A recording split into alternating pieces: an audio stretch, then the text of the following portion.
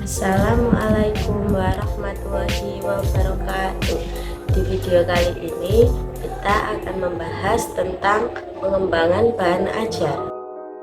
Sebelumnya perkenalkan, nama saya Febriani Dwi Ariyanti, NIM 074, kelas PSRC 22.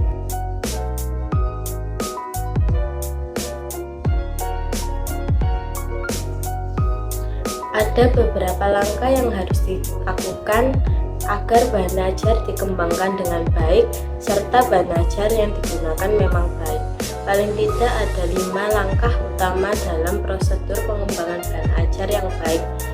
Yang pertama, analisis, kedua, perancangan, 3, pengembangan, 4, evaluasi, dan 5, revisi.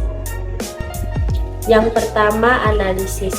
Pada tahap ini dicoba untuk mengenali siapa peserta didik, perilaku awal, dan karakteristik yang dimiliki. Jika informasi tentang peserta didik sudah diketahui, maka implikasi terhadap rancangan bahan ajar dapat ditentukan dan bahan ajar dapat segera dikembangkan. Yang kedua, perancangan. Perancangan terdiri dari 4 bagian. Yang pertama, perumusan tujuan pembelajaran berdasarkan analisis. Yang kedua, pemilihan topik mata tataran. Ketiga, pemilihan media dan sumber. 4, pemilihan strategi pembelajaran.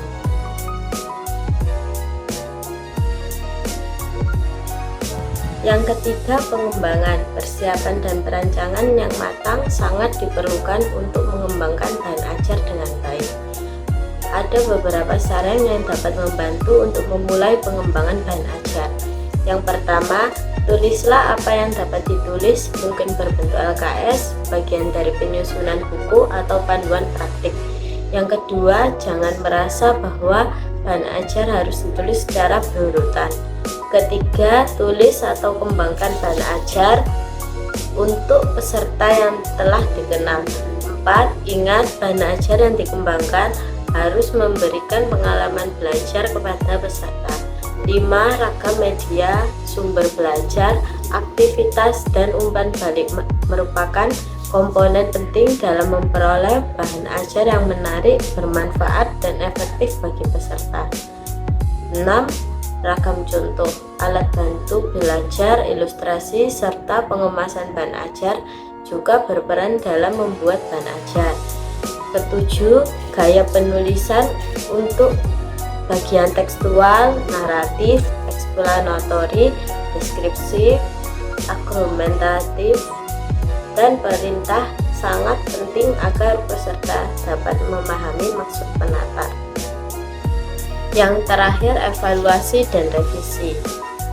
Menghilangkan bagian-bagian yang dianggap tidak perlu, memperluas perkelasan dan uraian atas suatu konsep atau topik yang dianggap masih kurang, menambah latihan dan contoh-contoh yang dianggap perlu, memilih bahan menjadi bagian-bagian yang lebih mudah agar dicerna peserta didik, memperbaiki kalimat, istilah, serta bahasa yang digunakan untuk meningkatkan keterbacaan, menambah analogi ilustrasi dan contoh kasus yang dianggap lebih efektif, menambah penggunaan media lain yang dianggap dapat memperjelas dan membantu peserta didik. Perlu diingat bahwa komponen yang satu harus diikuti oleh perbaikan dan penyesuaian pada komponen bahan ajar yang lainnya, sehingga diperoleh bahan ajar yang utuh dan terpadu. Yang terakhir, faktor-faktor pengembangan bahan ajar. 1, kecermatan isi berkenaan dengan validitas isi dan keselarasan isi. 2, ketepatan cakupan berkenaan dengan keluasan dan kedalaman materi serta keutuhan konsep yang dibahas berdasarkan bidang ilmunya. 3, ketercernaan bahan ajar berkenaan dengan kemudahan bahan ajar tersebut dipahami dan dimengerti oleh siswa sebagai pengguna. 4, penggunaan bahasa berkenaan dengan pemilihan ragam bahasa, pemilihan kata, penggunaan kalimat efektif, dan penyusunan paragraf yang bermakna.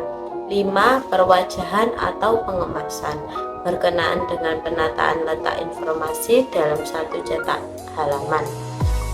Yang keenam, ilustrasi berkenaan dengan variasi penyampaian pesan dalam bahan ajar agar lebih menarik, memotivasi, komunikatif, dan membantu pemahaman siswa terhadap isi pesan. 7. Kelengkapan komponen berkenaan dengan paket bahan ajar yang dapat berfungsi sebagai komponen utama, komponen pelengkap, dan komponen evaluasi hasil belajar. Jadi kesimpulannya, pengembangan bahan ajar adalah upaya penyusunan bahan ajar baik berupa bahan tertulis maupun tidak tertulis oleh guru atau tenaga pendidik guna menunjang kegiatan belajar mengajar dan memudahkan kegiatan pembelajaran. Pengembangan bahan ajar sangat perlu untuk dilakukan guna meningkatkan kualitas dan efisiensi pembelajaran dan pengajaran terhadap peserta didik. Tentu saja perlu diperhatikan faktor latar belakang serta prinsip yang diperlukan sebelum mengembangkan suatu bahan ajar.